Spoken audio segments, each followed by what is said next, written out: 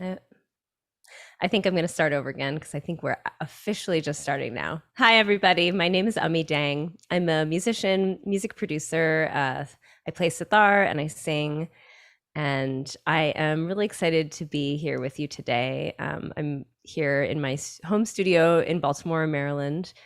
And I'm joining me is Nailah Hunter, who I'm going to chat with today for about 45 minutes or so, and then we'll also have a little bit of Q&A with everyone, with all of you out there. So if you have questions, feel free to chat the questions, and we'll try to get to all the questions at the end.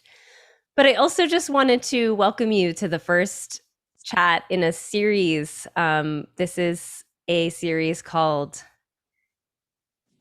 Artist Talks 2 from Dice, and Dice Festival, or I should say Artist Talks Volume 2, Dice Festival. Dice Festival is based in Berlin, but this year being all the programming is streamed virtually.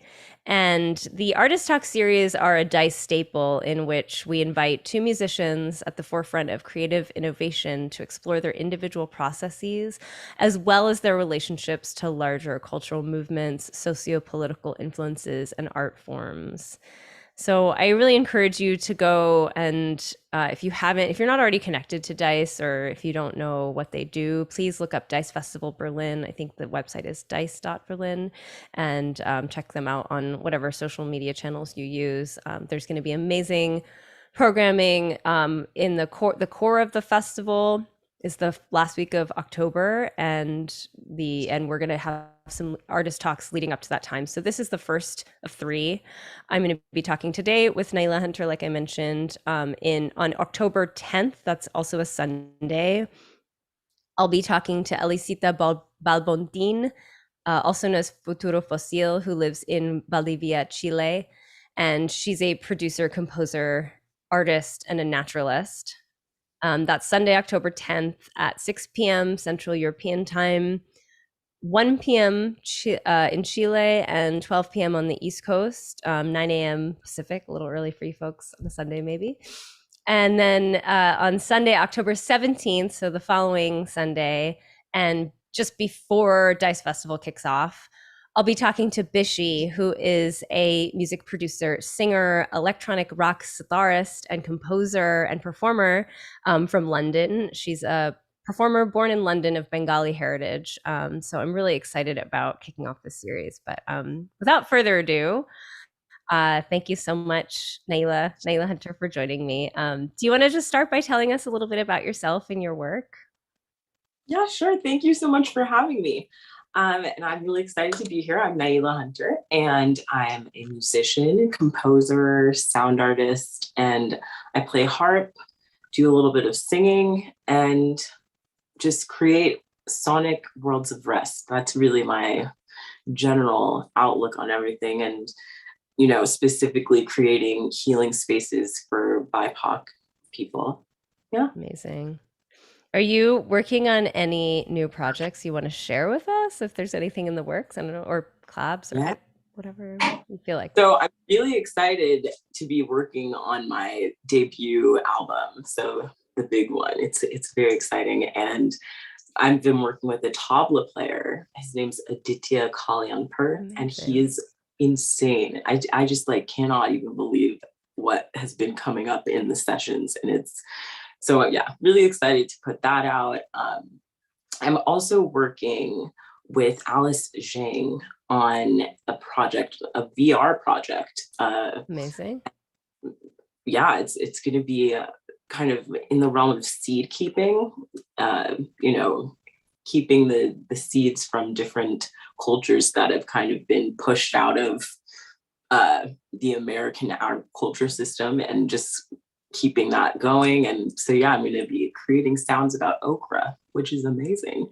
Love that. Awesome. Is Alice a multimedia artist, and she's pulled you in to this? Okay. Exactly. Yeah, she does a number of things. She's I know she teaches, but she also creates VR worlds, and I think that she might be a musician as well. So yeah. Very cool. That's so exciting. I can't wait to hear more about that. Yeah, I'm glad you explained the seed keeping part because I feel like that term can mean so many things, but really, um, yeah, I wasn't sure if you were going to go a different way with the term seed, but you meant it more literally, and it's more about agriculture and Right. Yeah, it's yeah, kind of very it sounds like a metaphor, but it's like actually the very simple like seed the seed. keeping. Yeah, Yes. yeah, yeah. So interesting. I'm so excited to see how all of that rolls out. Yeah. Well, we'll dive in. I was wondering, firstly, I know that you have sort of a hybrid identity of sorts, and so I was wondering if you could talk a little bit about the geographies that you are tied to and how perhaps those places and spaces have influenced your work. Yeah. Yeah. Well, I guess we could start by talking about Los Angeles, which right now I'm feeling pretty alienated by. And I love this city. I every time I return from a trip and I touch down, I'm like, oh, I love it here. It's so great. But it's definitely taking a turn, it feels like. And ever since the pandemic, the turn just kind of like flipped really fast. And I think obviously that has a lot to do with just like gentrification. The housing situation has gotten so crazy. So talking about another geography that, like, getting even more specific rather, Baldwin Hills, which is the neighborhood that I grew up in, and Mm-hmm. it's next to Inglewood, North Inglewood to be exact, where I live right now.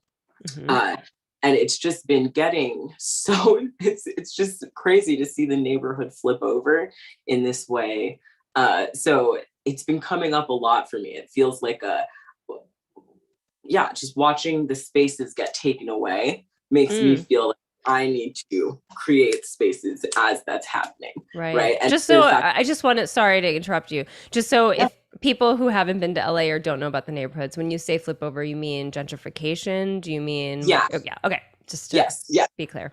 just the demographic of the neighborhood changing. Yes. Me hearing firsthand accounts of people being like, "Oh yeah, they raised the rent, and now I have to move to Silmar or something like that." Mm-hmm.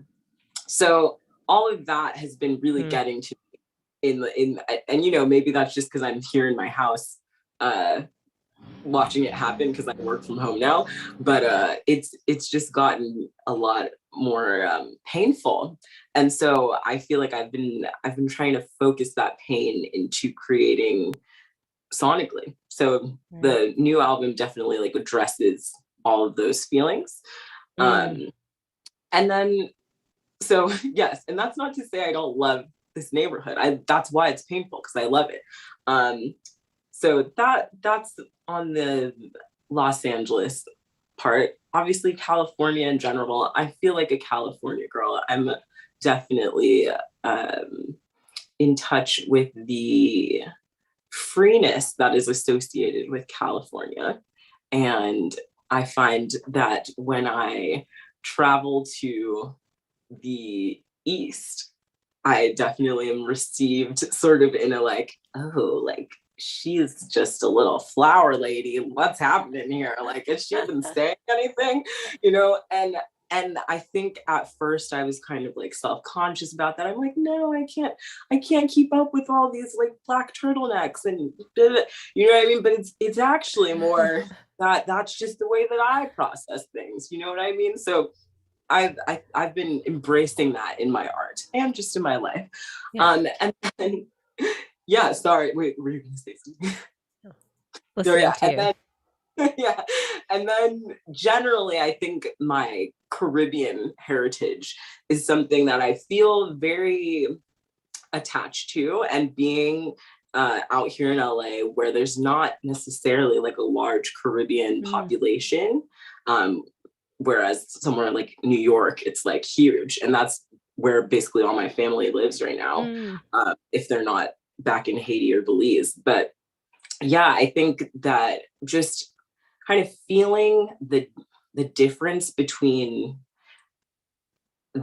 I don't want to say the African American lifestyle, but just little things, even in my youth, kind of where it was like, okay, um, we're eating this, and this, but my mom has never even made these things for me. You know what I mean? Like fried chicken, black eyed peas, all soul food. You know what I mean? Yeah. So the food being different, et cetera, et cetera. It was always clear that I like was coming from a different place, even though, you know, I feel safe and connected to African American culture.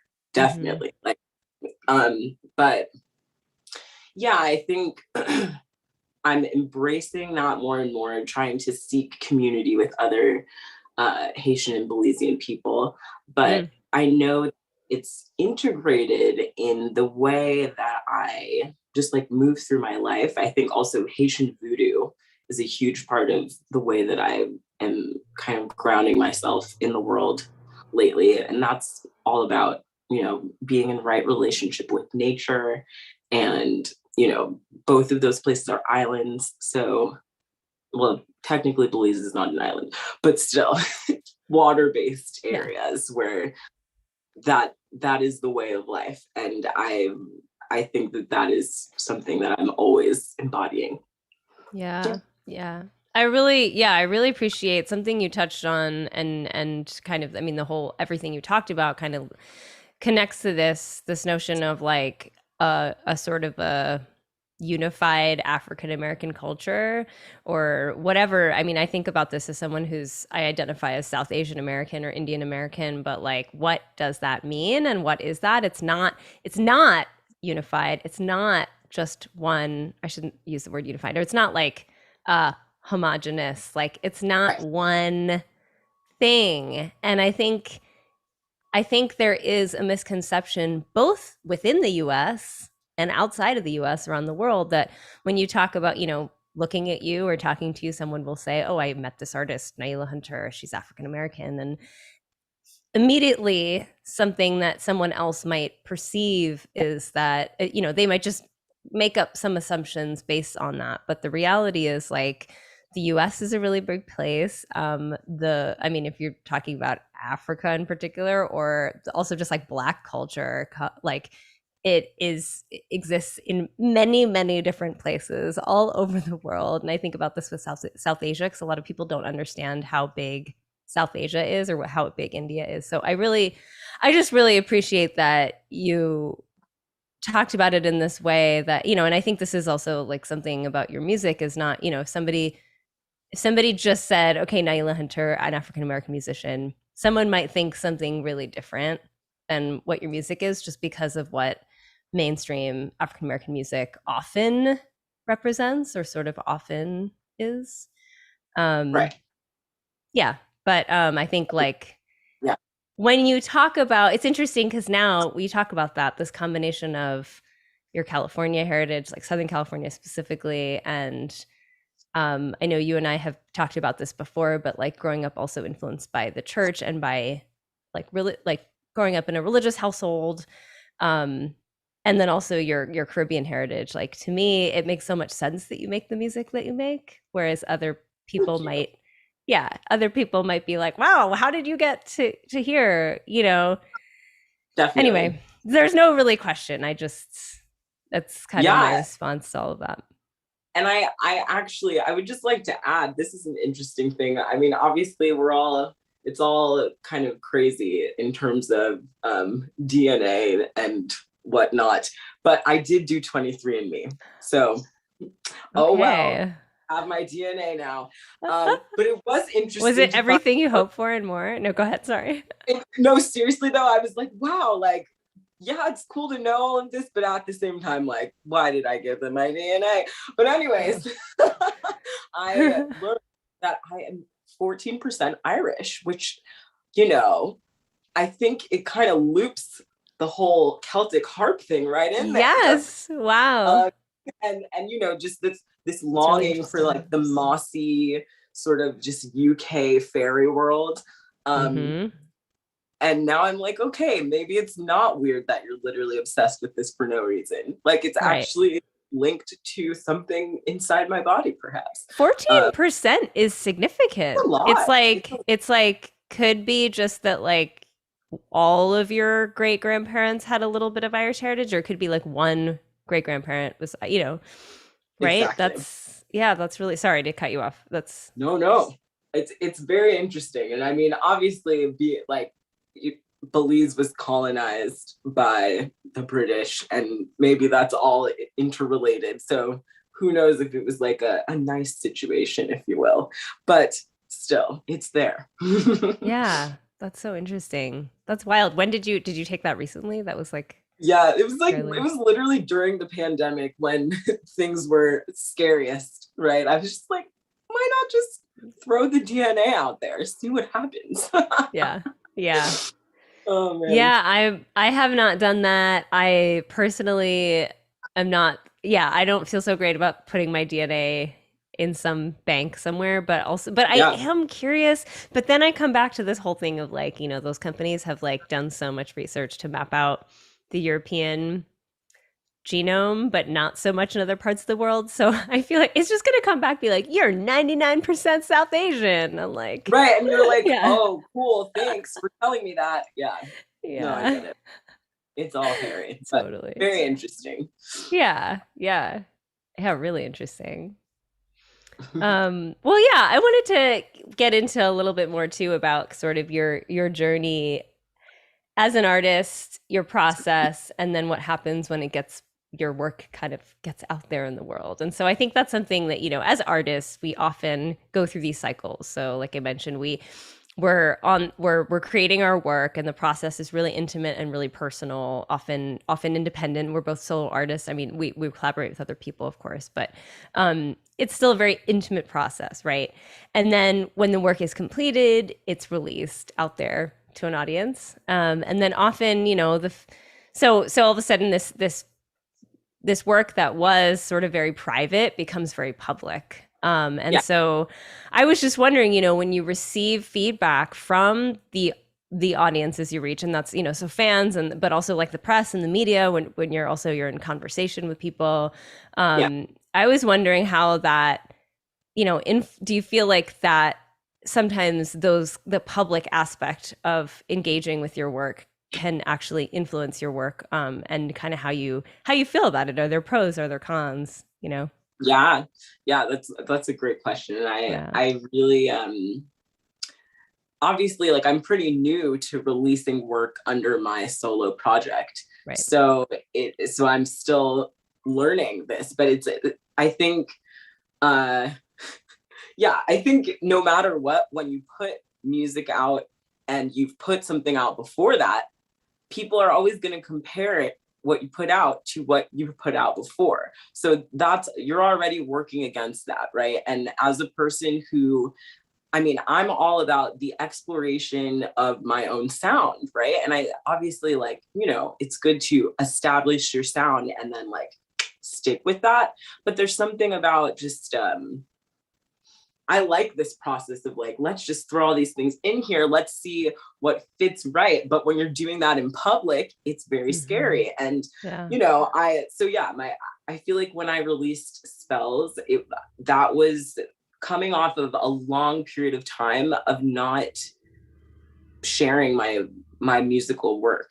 Like, I just wasn't doing that. And so I was in this sort of like cocoon that I had created for myself, and it was safe. And then obviously Matthew is just, he got it. So it was, I felt super held, like, yes, this is awesome. Like, it's out there and people who get it are getting it. Yeah. But And for then, those of you who don't know, Nailah is talking about Leaving Records, that label that has released her first EP, Spells, and then I guess the last one is an EP, few songs, right? Yeah. So yeah, go on. Sorry. exactly. Yeah. So yes, leaving Matthew David, great. I it okay, so Quietude is the name of the Yes. second EP. And these were songs that I had been just, I mean, some of them I literally discovered in quarantine. I guess only one of them, but just songs that I had been playing with my harps and really like having these beautiful experiences with. Um, and singing is this very weird thing. I know you sing too in your work, and doing it while you're playing is a weird thing. Recording it is a weird thing. Everything about it is strange. And this is me who like teaches voice lessons to people, right? Like I love singing, I love voice, but it's so sensitive. And I feel like with quietude, yeah, it was this thing of like, oh wow, like I literally, like there's no reverb on my voice, like this is not about like, oh, I'm like swirling in the clouds, like this is like you're right just out there in your rawest form, Yeah. right? Yeah, your And voice it is was very front in the front. just It's very fun. forward. And it was like very scary, very Yeah. scary. But I Yeah. also I mean, it like, sounds beautiful. It sounds beautiful. You have nothing to worry about. thank you for saying that. But also, yeah, like there was this thing about it too, where I was like, you know what, if you're seriously gonna just keep releasing music and like engage the music industry, like better push yourself out there now and just like start doing all this stuff and see what happens, because like people are always gonna have something to say. And I mean, no one said anything mean to me about it, but I definitely like felt and it could just be my own stuff, you know what I mean? Yeah. But it's my voice being exposed in a different way without filter or anything. So it was almost like a sink or swim, just like do it because it's uncomfortable. Do this as an Mm, exercise. You know what I'm saying? So that right. I'm grateful. I'm so grateful for Matthew for just being like, yeah, let's release it. Like let's do a vinyl. Like let's just do it. I'm like, yeah, man, like let's do it. Even the That's and meanwhile amazing. biting my fingers. But yeah, just feeling really thankful for his supportive exploration. We'll say that, you know? Totally. Um, Yeah. yeah. That's What about amazing. you? That's really What about exciting. you?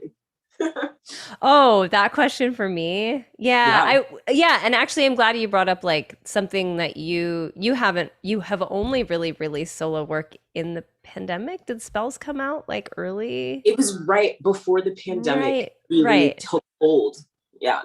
Yeah. So I do think like for me personally, also because not so many people like write personal emails to you. Like I don't know if you got maybe you got this, Yeah. write listen to music on Bandcamp and then they're writing you an email. That doesn't happen so Yeah. often. So but on the other hand, when I was playing a lot of shows before the pandemic, and people come and talk to me after the shows, and I go and I like to engage with people and talk to them. So Right. people have opinions, usually all good. Nobody's like coming and like bashing me about anything. But Just you sucked. Like yeah.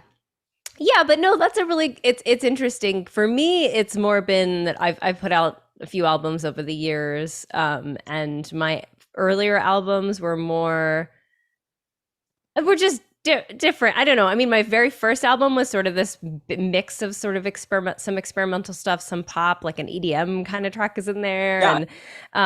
and then yeah, my subsequent album Unison from 2016 is like experimental pop, and then I made Parted Plains, which is like way more just amorphous, abstract experimental and ambient.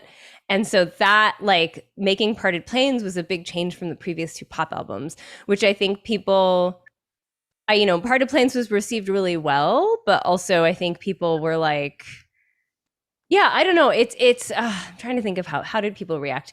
Yeah, just like you said, there's the comparison of like what you've been doing before. And then the thing I think is it's funny for me because when I like you, like so when I put out my first album in 2011, I had already been playing shows and like recording for 4 years. Like I had started playing solo shows in 2007 and basically was playing like ambient noise music for a while, and then when I made pop songs, that was new. And I Right. put out a CDR in 2008 of like super ambient, like kind of more along the lines of like the Parted Plains and the meditations music. It was kind of gritty, kind of noisy, but like ambient, loopy, long vocals that were like affected. If anybody has that CDR, they should give it to me because I don't know what happened to those. I think I have like one of those tracks. Whoa. So yeah, lost to time. That's another thing that doesn't happen anymore if you release music. Kind of romantic. I like Yeah, kind of sweet. So yeah, I don't know. It's like there's probably some old hard drive in my basement that has them, but I've dropped my hard drives so they don't turn on anymore. So Oh my God. Yeah, yeah. that's a real thing. Also, though, I think a thing that's interesting for us both, yeah, ambient music, that this genre of ambient music. I think once you go there and people who want only ambient music listen to it, then it's like the hardest genre to depart from, because it excludes, I mean, it doesn't have to exclude rhythm, but it excludes elements from all the other genres in a very specific way. And so like, right, exactly. Like for me being able to say that my first little bit was ambient, then this next thing, what is it? It's just alternative. Like the people who are listening to the ambient stuff are not necessarily going to want to listen to the alternative stuff. So like, does that mean that I just alienated my fans? Like what? Like that's not, you know what I mean? Yeah. It's a very twisty mind maze. Well, but and on the other hand, as an artist, like, isn't the point of an artist just to constantly be like making art, like constantly be reinventing and learning something new and trying something new? And you know, I think this conversation is kind of like a conversation as old as art making time. I know with like, who is it, like Willie Nelson or whatever, like there's a big situation where he wanted to put out a pop album or whatever. I'm like talking about this like I know what it was. It was something where he made a very different album in his, you know, and he had some multi-album contract, and then the label was like, well, you're not going to put this out. It sounds nothing like what you did before. And he was like, I'm an artist. Like, why would I just do the same thing that I did before? Like volume 3 or, you know, like, which I think, it's, for people to expect that your music will always sort of sound the same is, to me, completely unrealistic. Right. Point. Yeah. I think about that more with solo artists versus groups, because I think when you get a certain group of people together, the output that they will create together is going to be more of a combination of what they're all bringing, that in a way like ends up being sort of more along a similar path over time. Whereas I think the solo artist, when you're working independently, there is this tendency to, you know, you're learning new tricks and you're exploring new ideas. And so that can, I think it more drastically changes over time. I don't know. Yeah. I'm just, Agreed. Yeah. Definitely. And on that note, that's another thing. We are both in a band together, even though we have still never, no, we did meet in person one time. That's right. When we played together in the park 2 years ago. It was only 2 years ago. Yeah, but that wasn't everyone all at once. No, I meant like, so we played our solo sets. Yes, I was just thinking that we are in a band together. The band has never met all together in one place, or at least like I haven't with you all, because everybody else is in LA, and I'm not. But we're in a group called Galdra Visions. Next release to be determined. But it's coming. It'll come. I want it. It'll come. But I think that's another collaboration I think could go in a lot of different ways, and it'll be interesting to see how people receive it. I think, well, one thing that was sort of in conjunction with making that work and then getting it out there was kind of starting this conversation about the term new age versus other terms, which I think, like you brought up ambient music. New age is like a bigger cultural movement. Right. I don't really have a question around this. I was just sort of like talking about it because I think personally I would really like for people to stop using the term new age. I don't know how you feel about that. I think that it's associated with a lot of bad things. Or I won't say bad things, but you know, when I think new age, yeah, you're like, I will. When I think new age, I think, and this is not hateful in any way, but like literally the thing that comes up is a very tall and skinny blonde lady giving me crystals and saying that it will work for this, that, and the other, which, you know, I love crystals. I love them, but I don't work with them in a necessarily new age way. Like, I just like to look at them and they do something for me, but it's not like I'm about to say, oh, you're feeling sick? Here's this amethyst. You know what I'm saying? That's a new age, tactic. Mm-hmm. And there's something irresponsible, maybe, that I associate with new age. You know what I mean? Right. Yeah, Like, there's cultural, yeah, you were raising your hand. It was very I sweet. know. That's weird that that's a thing. I don't. Yeah. And that's fine. It's good. Um I think of it as incredibly culturally appropriative. You know, often Right. the term, well, the whole new age movement, you know, I think it started a long time ago, like more than 100 years ago, but really like came to the mainstream in the 70s ish. But so much mainstream sort of so much new age spirituality was pulling Right. from indigenous people, which I think that Mm-hmm.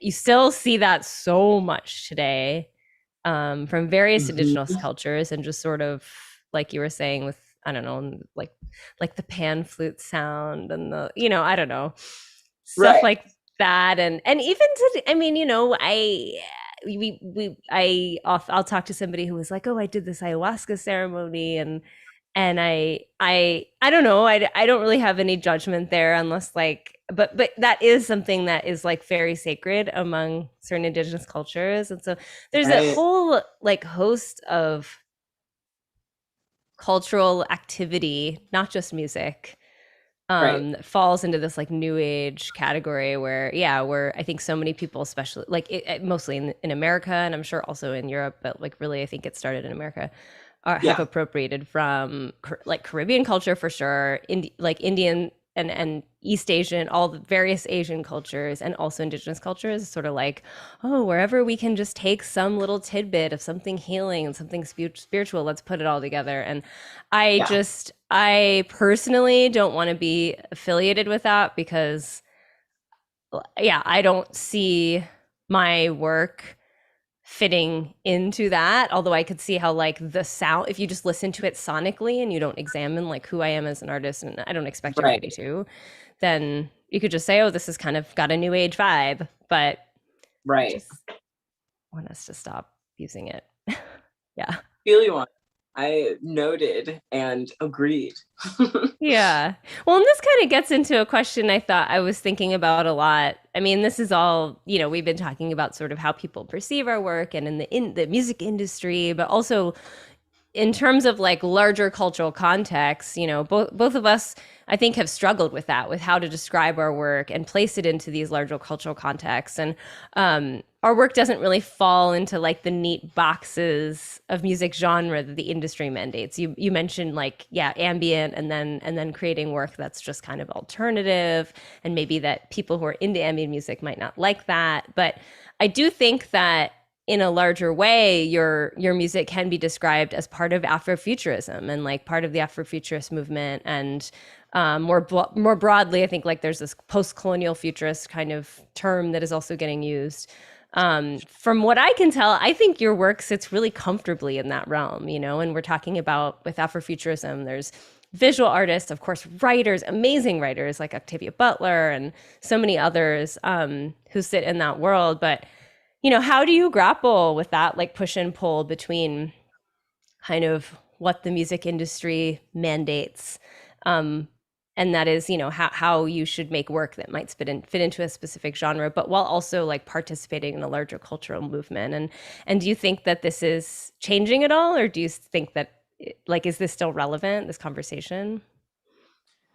All very interesting points. I think, for one thing, just the way that my music is, I don't want to say floaty, but I think there's like a lightness to it that's purposeful. And it's because, you know, if we are looking towards a decolonized future, right, we will need to commit to softness and play and pleasure and all of these very kind of like seemingly ditzy things maybe to others. And I think, you know, that Mm. maybe sometimes uh my work can be perceived as like not addressing the urgency and seriousness of the matter, but it actually is in the name of the seriousness of the matter, right? So I don't know if this is answering your question, but just No, in the yeah, general it's fine. realm. And then yeah, I think just in terms of making work as a Black woman, any anything that I make, like we were talking about before, like just by someone looking at me and knowing that I make music, like what comes up in their head if they've never heard my music versus, you know, what I actually play, maybe it's probably not ever the same kind of music, right? And Yeah. I don't know if I don't know what that means. Is it because I'm not singing soulfully enough? It's not like informed by gospel singing. You know what I mean? I'm not like doing these crazy belting runs like every other great singer in the Black tradition, right? Or you know, playing the harp, but not necessarily in the most classical way. All of these things just kind of showing that we can expand outward and not really conform to what people think you're gonna do. Mm-hmm. Yeah. Does that Yeah. answer your Yeah. No, I mean, the question is just to start the conversation. yeah. For me, I think. Yeah, it's interesting. It brings up another kind of what you started with, talking about how your music is not sort of uh you know, hard, like in your face subversive, right? But like that Right. brings up this other point, like to that we assume or that we expect, I think, especially in like the underground or kind of experimental or alternative music scenes, like, oh well, if you're a person of color making music, like you need, you know, there's this, some people have this attitude that like you need to be making work that is political or subversive or sort of has Right. a message, and some that is specifically like justice oriented or attacking something systemically. And it's like, well, no, that, I mean, that to me is also the same conversation in kind of larger circles of, you know, like it's emotionally draining for people to talk about their identity and to educate others about, you know, about racial injustice or gender injustice or, you know, anything. And it doesn't, just because you talk about it sometimes doesn't mean you should be expected to talk about it all the time. And it's the same, I think, with art making. It's like, just because someone else might make work that is addressing these issues doesn't mean that everyone has to, or that they should be expected to. I definitely, I feel like with my the kind of the differences in the way I've made work, and like, and just even type of work I've made, some of it has been like where the vocals are more upfront. Some of it has been instrumental and more abstract and conceptual, you know.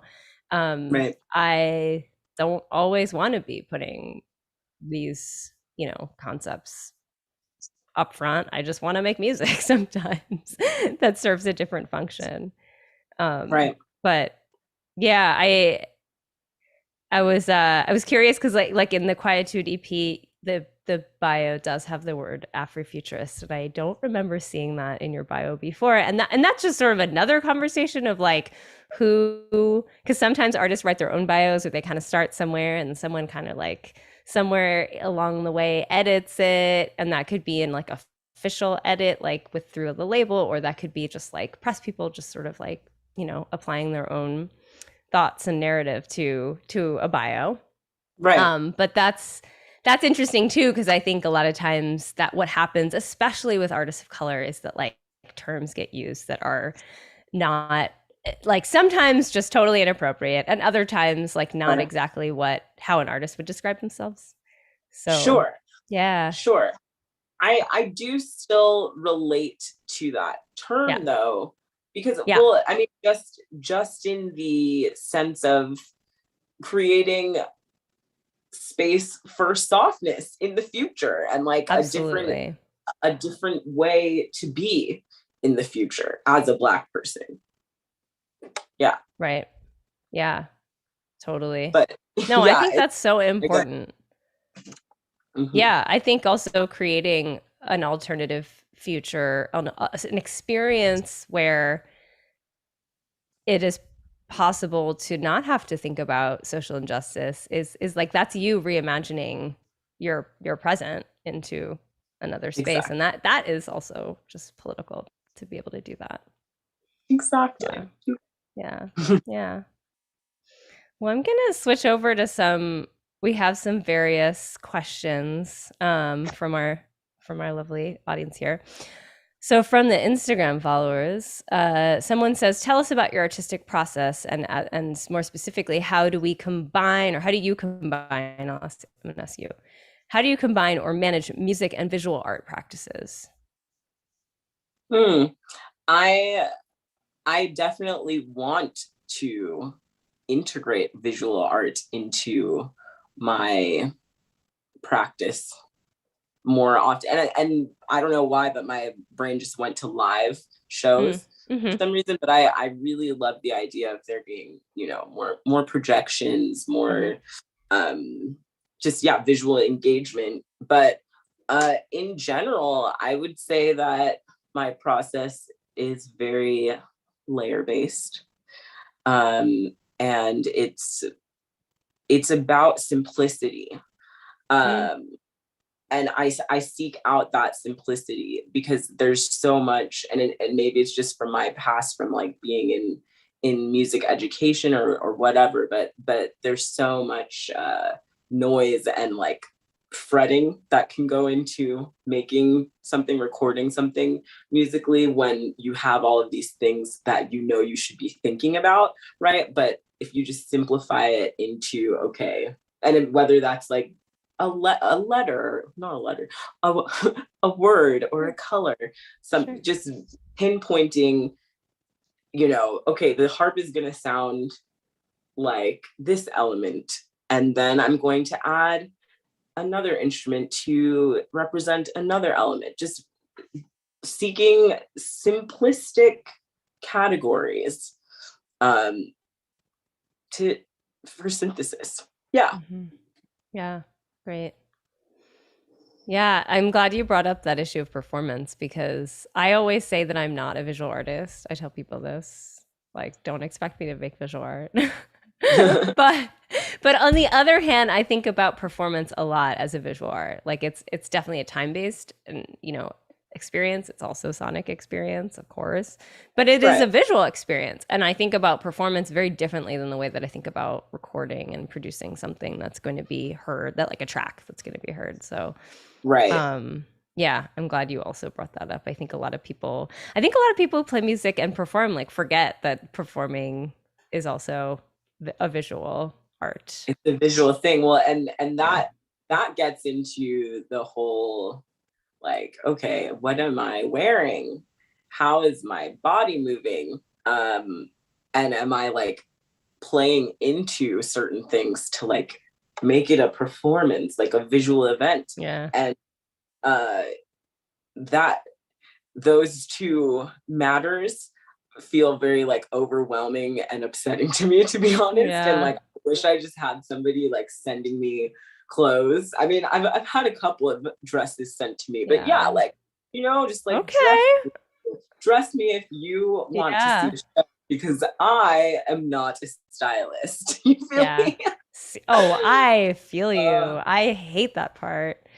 it's intense. Um, I feel very, yeah, I get really upset with myself when I'm like getting ready for the show, and I have like a list of tasks I'm going to do. And one of the tasks is like, it's always like tune my instrument and warm up a bit. And then, of course, and I'm like, oh, maybe I'll get to paint my nails or like, and Right. like pick the dress and like put on makeup. And then sometimes often what ends up happening the day of is I'm like, if it's like a one-off performance, is that I'm just thinking about what I'm wearing and how my hair is and things like that. And I'm not so much thinking about what I need to do mentally and physically to prepare for the act of playing music and for the act of Yeah. performing, Yeah.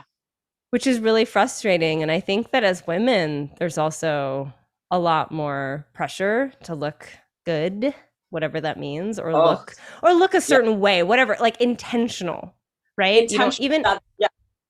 that Yeah. your look should be intentional. And I know, and then it's a thing where I'm aware of it, but I play into it and I do it anyway. And then it's like this feedback cycle. And then I feel bad because I'm like, oh, I should just go Yeah, out there one day with like not care, you know? yeah.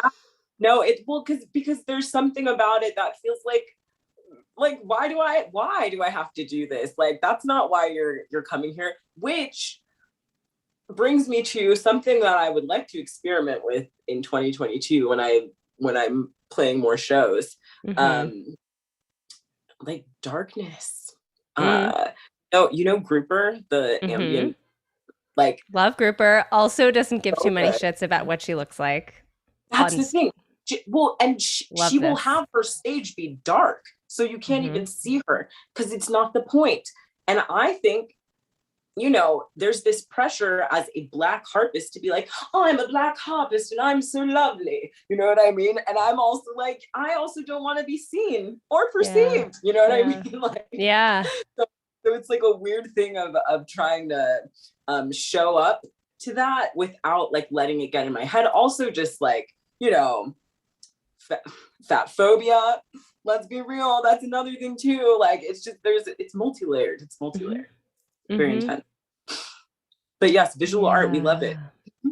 Getting back to the question. Yeah. Oh, well, we have a few more questions. I think we kind of touched on this, but I'll put it out there again. So somebody says, Bernice C says, healing was mentioned at the beginning of the talk.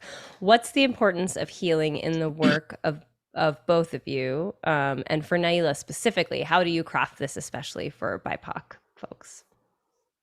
Yeah, I think just the reminder that you need to take space for yourself. You need to take time to stop and be still. And me as a Black woman, saying that to another Black woman is probably going to make more impact than her being told by like her doctor or whatever, being like, you need to take more time for yourself. You know what I mean? So just Mm-hmm. trying to get that into everyone's heads. And then also, I mean, yeah, I think we can all agree that there's something very special about harp and the way that it penetrates the heart. Not in like I mean, I will say, yeah, when I'm playing it and the sound is coming from the sound holes, it does really feel like it's penetrating my heart. But even just Mm-hmm. in a metaphorical, like there's something special about it. And I think it's getting more and more common, which is cool. And I think that's the thing, like harps, people want harps because people know that harps make people feel calm and Mm-hmm. they want that calm for themselves. And so I think, yeah, like getting harp into the ears of everyone is my goal. You know what I'm saying? We all need Yeah. that unexplainable tone. And I think, I used to get into the sound bath zone often. And I think kind of like what we were saying about like being a little hesitant about like being like, yeah, I'm a new age lady and like I do sound baths. Um, I'm not so much there anymore, but just trying to create stillness, right? That's what I'm trying to do. Yeah. Mm-hmm. Yeah, I love that final note, that creating stillness. It's interesting, I think, how music is a time-based art, but it can also like freeze time in an Exactly. interesting way. Yeah. Yeah. Yeah, I think for me, I'll just to tack onto that. I grew up learning Indian classical music, and specifically Indian classical music in the context of the Sikh religion. So my family's Sikh or Sikh, and the way that like music is sort of written into the scripture. All the scripture is supposed to be sung. So for me, religion and sort of like healing and community and music always went hand in hand. Mm-hmm. So when I do, I wouldn't say I always am trying to make music that is healing, but and when you brought up darkness, I was thinking about that too, because I think I also make a lot of music that is like intentionally trying to be dark or express like kind of negative emotions or dark feelings. If you listen to Sure. like sometimes they get put to the end of my albums. I don't think that's gonna happen next time. Uh, but anyway, personally, I just have uh, brought a lot of that, that kind of like my upbringing with Indian classical music and Sikh music. Kind of, I'm not, I'm not trying to create music that is explicitly religious, but like drawing in the healing aspect, because I think also like we have to remember that, I think you and I both probably have a lot of friends who are artists and musicians, and it's really easy to be part of a community where we're like, oh, we're just like doing the same thing that everyone else does. Like, I don't know, I was feeling like this early in the pandemic, like, what is my purpose? Mm, But then I realize it's like, just because that's sort of my immediate community, like when I step outside of that, like in my family, for example, my family is not musical or really very artistic. Not many people are, but yeah, like my role as a musician within my greater like family community is to like sing hymns at religious gatherings. My mom will ask me to sing every so often, and that's like that like that role, and like carving out that space, like you were saying too, with like the stillness and like stopping time, like that's really important for healing. And it's always a treat to for them. I think it's a treat to be able to have music like that in a community, and I remind myself of that when I lose touch with it. So yeah. totally. One thing I'd like to add quickly, just I feel like dark music, and like the expression of negative emotions can also be healing though, like right Yes. to witness that. And one of the tracks that I'm working on for my upcoming album is literally involves me just like screaming. So Yes. yeah, like that Yeah. it's coming, the dark side of the healing. Yeah. Mhm. Yeah, expressing like frustration and anger and confusion is like can be really cathartic. Yeah, And it's like really necessary in the human, those are all like real aspects of the human condition that, yeah. Yeah. So we also talked about this a little bit, but we can get into more detail. Someone asked about our collaborative project. So I saw you worked on a collaborative project together during the pandemic. How did this project come about, and how did you collaborate remotely? Do you want to? You should start. So the background is too here. Like I like weaseled my way in at the very end, and welcomed. Well, so Naila, you should tell everybody about how Galdra Visions came to be at the beginning. yeah. Uh, Diva Dompe, the singer and creator of Yalmalik Frequencies, yes, Mm-hmm. and Olive from Greenhouse. We all, we've been talking about metaphysical things, witch things, all of these things that we're just interested in, and we're like, wait, we should make music about this. And we just decided to each contribute our own sort of bass track to the group, and then people would add their own stems to that. And then Matthew David, the Leaving Records founder, was kind of acted as like he kind of whipped it Yeah. all together into what it is now. And we were very happy to add Ami's beautiful sitar playing. Yeah, and it was a really rewarding thing. And I remember it being like kind of at the very beginning of the pandemic, like Mm-hmm. pretty much as soon as we realized like, oh, we're about to be sitting in our house for an indefinite amount of Yes. time, like we don't really know Yeah. what's happening at all. It was this great like anchor, like, okay, but we do know that we're making this music that is centered around mysticism and just like indulging all of our fancies. You know what I'm saying? Mm-hmm. um Totally.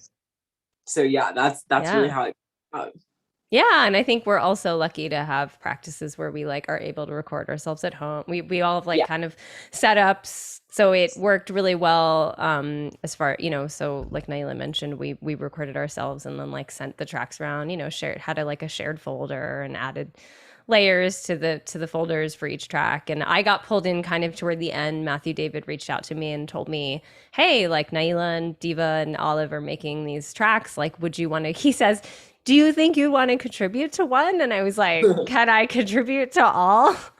Oh, I Was literally my response. I was like, "Just send me love all of them." And like, I was like, "I'll at least contribute to one. Like, maybe I'll just contribute to a bunch." And so I personally got pulled in, I think, kind of at the end, and I just like designated a long day for me to just like record a bunch of stuff over all the tracks, and then I was like, here you go. So So cool. yeah, it was Your so parts in Sun Will Rise Again are so beautiful. well, They we just both we I feel like we did this complementary thing where we both used the harp and the sitar, and we added these flourishes in between phrases that worked so well. Yeah. good Yeah. time. Yeah, it was so good, and we're working on it. Yes. It's gonna happen again. So somebody else says, what is the role of discomfort in the creative process, and how to face or harvest that feeling? Oh, that's a great question. It's a really good question.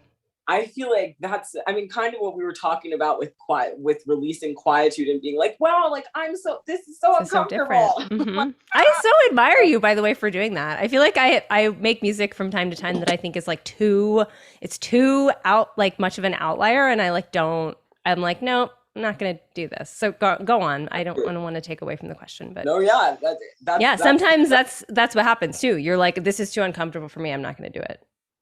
exactly. And I But think, I mean, obviously, like, as an artist, part of your job is to refine and to, uh, take the extraneous parts out, right? right, And I think that's important. And feelings of discomfort sometimes are just like, oh, like those notes are rubbing together in a bad way, or like, yeah, yeah, you're a little flat, or like whatever, you know what I mean? Those little things like sonic discomfort, you mm-hmm. usually want to address it in the situation. Now, I feel like performance, that's a whole different thing. And Yeah, that's what I was thinking about. it's this weird thing, like the more and more that I play and sing at the same time, and this is after, like, ever since the pandemic started, I've been taking regular harp lessons just to like be really grounded in my technique, really like, Yes. so that it doesn't feel like I have to think about it as much, because singing requires so much thought, and like, or good singing. And I think, yeah, like there is this element of like, okay, I know that going into this right now, there's gonna be this kind of like lift that I need to hold the whole entire time. And that's a little uncomfortable. It's not like all peachy keen when I go to perform things. So I'm trying to exist in a space where I like embrace that discomfort. Mm-hmm. Um, I'll tell you how it's going. Like I'm still working on it, but Yeah. but I mean, yeah. And then also thinking about like audience discomfort. Like I don't think that's inherently a bad thing. I think it can be kind of interesting to like to experiment with that almost. But it's all very it's yeah. I would like to hear what you want to say about that. Oh, sure. I mean, I was thinking along the same lines as you. I mean, we know we talked about working on things in a very intimate way, and then that feeling like I every time I've released something, there's that. It's so the release is really nerve-wracking. I think going from working on music that has been very personal and intimate to like putting it out there, like dropping the tracks on the platforms, and then like going on tour, like as I have, pre-pandemic as I have done.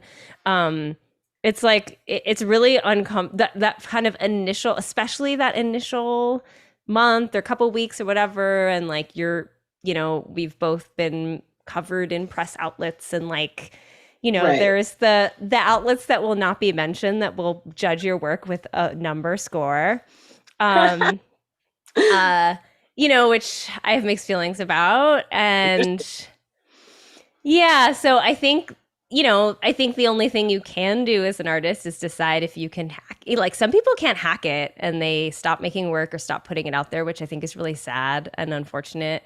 Yeah. I think that, but it's hard. I think I've been on tour and just felt like a show was really bad, or it was like the worst show of the tour, and everyone was like, it was great. Like, what are you talking about? And I was like, well, I messed up these 5 times instead of the normal 1 or 2 times, or Right, whatever, right, the 10 times right. instead of the normal 5, I should say. Yeah. Um, but yeah, for me, for sure, like I think the discomfort it does come up. In so many ways. I think like for me as a South Asian American person, like a lot of people in the South Asian community expect me to like they don't know what to do with my work because it's sort of, you know, it's a kind of experimental and so I and it also kind of references like often religious hymns, but it's not. But they're like, oh my God, you're singing a hymn with like electronic production, like that's blasphemy. Right, And right. you know, I have like I'm I'm older than I was when I started doing this, and I have come to learn that I can just not acknowledge those. Like I can just not care about Yeah, those things, and also just know that if I'm on a path as an artist, that like leaning into that discomfort is what makes art exciting.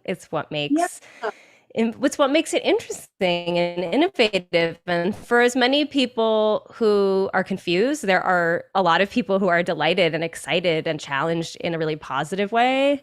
And that's what keeps me going. yeah. Um, but yeah, I can't tell you, I mean, getting to the literal meaning of the word discomfort, I can't tell you how many times I've played shows where like I started the song and speaking of playing and singing at the same time, and my sitar is here and I didn't move the vocal mic, like the vocal mic is like here, and then Yeah, and then for the whole song I'm doing this because I already started. yeah, Or yeah. like because I also sit on the floor when I perform, and so there's like I have some like limited mobility, or like my like, you know, speaking of the mic placement and then where my gear is placed, and I've had so many shows where I have to stretch my fingers like just a little bit too far to push the next trigger, and I Right. just and then that's all I'm thinking about for the entirety of the song, and I'm doing my this and that, but I'm just like, just don't miss the next trigger, just don't miss the next trigger, like, Right. you know, Right. like, which is it's I mean it's funny because actually that's something in the pandemic I've just gotten used to all those things as a performer, like having every show there's something that there's sort of always the back of your mind, is this going to go wrong? Yeah. But actually in the pandemic, it's been so long since I've performed, I'm starting to feel like really anxious and really nervous about that again, like all Yeah. of that, all of those feelings and all of it, especially because when I make and create in my studio, it's such a like safe space where it's Right. not in real time. I can just Exactly. press, you know, I'm recording, press space bar, it doesn't sound good, delete, right? Like, Yeah. so with live music it's so much harder, and there's so many factors, especially when you and I are both like multi-instrumentalists, we're doing a lot of things, we've got a, like I've got gear, you know, and so many things could go wrong, so Right. it's really hard. And I'm kind of, I mean, I'll perform again and I have shows booked, but like part of me is like, do I want to perform that much again? See, and I feel like you and I, when we first talked, I was saying, I don't like performing and I won't. You know what I mean? And like now that there have been um, opportunities where I'm like, the part of me that wants to perform really wants to do this. You know what I mean? Like, it's like, okay, well, you're about to be uncomfortable doing this thing that like might generally be pretty nice, but like it's Yeah, going to be uncomfortable, and yeah, just know that. yeah. But also, quickly, have you ever thought about getting a face mic? I have. I I think should. so too. I, I, I think that's gonna change the game. Like yeah. change. Well, I got for my last kind of album cycle and everything, I use in-ear monitors for hearing Yeah. myself, which is so necessary if you're a singer or if you're playing anything acoustic that tends to feed back. Like I think that changed the game for me. I have a little wireless setup for that. And so it would just make so much more sense to have more of a wireless setup with the little face mic, or I even just having like I've thought about having a wireless mic that would still be on a stand for a lot of my set when I'm playing sitar, but at least like fewer wires would also be Right. nice, fewer So it's not all cables. over the place. Yeah, totally. Yeah. Yeah. I think that the downside of the headset is that you don't have control of how, where your my mouth is in relation to. Sorry, I'm doing this and you No, can't hear me as no, well. yeah, I'm just performing for you now. You don't have control over where your face is in relation to the mic, but you know, that can be like dealt with. It's like not as much of an issue. exactly. Yeah. Well, somebody has one final or like a dorky harp question that I think can be responded to quickly. Are those two Salvi and Leon and Healy harps behind you? How Oh my and when did God, you get who your asked? harps? And I love that. So this Harpists. one, obviously, this one is a Salvi, Diana. This one is a Lion and Healy Troubadour. And then I have a tiny little harpsicle baby, a sharpsicle, if you will, in this closet. Bless her. We love her, but we keep her in the closet. So I got this harp, I want to say 3 years ago. But it kind of was out of commission because there were a bunch of strings broken and it hadn't been regulated in like 10 years or something like that. But it was just this family in Long Beach, I guess their son who had moved to China to pursue other musical endeavors, was a harpist, and he just like left the harp there, and I was like, I'll take it, like, and just fix it up. So it was very much Wow. a miracle because I was renting a Lion and Healy style 23, I want to say, for a while, and that was my my pedal harp at the time. But yeah, so really thankful for this harp. And then this harp really is the one that started it all, the Lion and Healy Troubadour. A friend of mine who actually, strangely enough, has the world record for longest time playing harp. Her name is Carly Saida. She Amazing. obviously has a bunch of harps, and I was talking to her. This is before I even had this one. I just had the little red one. I was like, I feel like I kind of need a bigger harp now because I'm feeling like more and more obsessed with it, and I just like want it to be integrated into my performance and stuff. How did you get your harp? And she was like, well, yeah, they're really expensive, and like I won Jeopardy or something, like some crazy reason how she got her harp. But then, this harp was her old harp and was literally sitting in her house as a decoration. And so Oh, she was like, wow. do you want to just like, and I was like, yeah. So worked that out with her. And yeah, Wow. it's all been very lucky and just like, thank God, because harps are crazy. But I am excited to finally get my own next year, or my own out of the box, fresh new one next year. That's exciting. Yeah. That's really exciting. That's so Yeah. cool. Yeah. Sweet. Well, those are all the questions from our chat. Do you have any other final thoughts, questions, anything you want to share? Do you have No, any just like dates for projects? Things are still like in the works. yeah, no official release dates, Yeah. but I have a couple of like cool remixes coming out next year. So Super stay cool. on the lookout for that. And yeah, if you're in LA, come to the Lodge Room on the 27th if you're feeling safe. Yeah. Of this month, 27th of September. Yeah, Nice. So soon I want to go. that would be lovely. Yeah. Later, soon. Well, thank you so much, Naila. I so appreciate having you on this in this series. And for everybody out there too, I'm gonna have two more of these artist talks, one with Elisita Balbontin or Elisita Punto Futuro Fossil from Chile. That's on Sunday, October 10th. And we're going to have another one with Bishi from the UK on Sunday, October 17th. And then following that is officially Dice Festival will really start the festival part. And that's all online, I believe, this year. The theme for this year is called Orbital Entities. So please check that out. Follow Dice on all the platforms. And I hope you all can join us again. Thank you so much. Thank you. Bye. Bye.